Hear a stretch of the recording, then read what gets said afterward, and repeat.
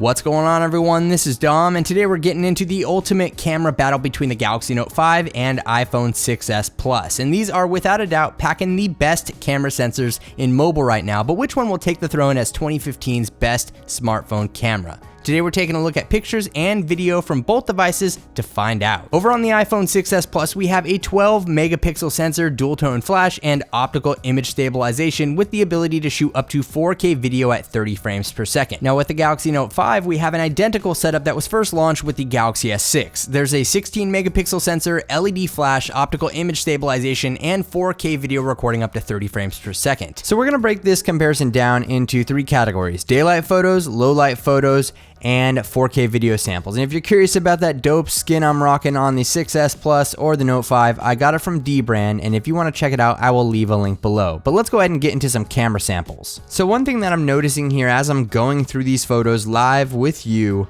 is that the Note 5 tends to have a little bit more sharpening going on than the 6s Plus and a little bit more saturation, and I tend to prefer that look because for me, I just want to take my phone out of my pocket, take a picture, and have it ready to go. Of course, you can achieve the same saturation and sharpening with the iPhone 6s Plus, but you'll need to do it in post. And for me, it's all about having something that's ready to go right out of the box. And I gotta give it to the Note 5. Here in daylight, the Note 5 looks absolutely stunning. And I've noticed that on a lot of the 6s Plus pictures, it seems to have a warmer tint as opposed to the cooler tint on the Note 5, which I actually prefer. But let me know which one of these cameras is your favorite as far as daylight photos go. Also, keep in mind, if you want to check out any of the photos in this comparison, I will leave a link below for you, and you can get a gallery with all of them embedded there so you can look at them for yourself and check it out. But let's go ahead and take a look at low light stuff. Now, jumping into the darker situations, the Note 5 still holds on to the color pretty well. It actually looks more realistic to my eyes when compared to the 6s Plus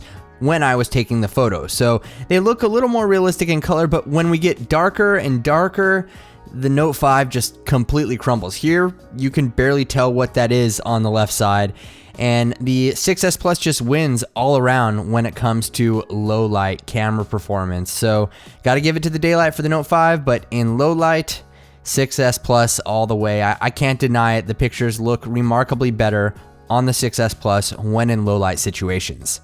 So as we get into video samples, I highly recommend that you set the YouTube player to the highest quality your computer can handle so you can see these in their full detail. And I gotta say, the Note 5 for me is just winning it in terms of 4K video. The color reproduction is on point. It looks exactly like it did when I was standing there, and the 6s just kind of fails in those places as far as 4K video recording goes. But let's remember, Samsung has been doing 4K video recording for a lot longer than Apple has on a smartphone, so that does make a difference in how the video is going to turn out. Again though, we have just kind of duller colors on the 6s Plus, which isn't a bad thing. It just depends on how you look at it and what you're going for in terms of shooting video. But not everybody's going to be shooting 4K video on these phones because, let's be honest, there's not even an Apple TV to play them back on. So that's just kind of how it goes. But overall, I gotta say, the Note 5 has some pretty damn phenomenal 4K video recording capabilities,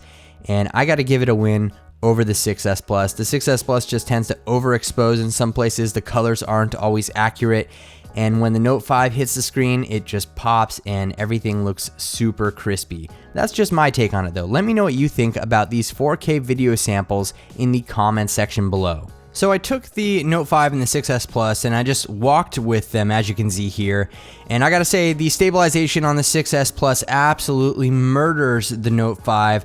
That optical image stabilization is hard at work, and you can definitely see the difference when compared to the Note 5's footage. They're both smooth, but the 6s Plus is smoother. And you can see here with me running, the 6s Plus seems to hold on pretty well. So overall, gotta give stabilization to the 6s Plus. As far as camera software goes, I tend to prefer the simplicity of the camera app in iOS and the streamlined layout, but it definitely lacks some of the features when compared to Samsung's camera app on Android. On the Note 5, there's a much more intimidating experience for some people, but Samsung has toned things down a lot over the years, and there's even a full-on manual mode for photos that can come in pretty handy if you know what you're doing with things like ISO, shutter speed, and white balance. As far as design goes, I gotta give the win to iOS and the 6S Plus, but in terms of functionality, Samsung just has more features that I prefer to have in a camera. But let me know what you think about this camera comparison in the comment section below, and if you enjoyed this video, feel free to leave it a thumbs up and subscribe for more videos like this in the future.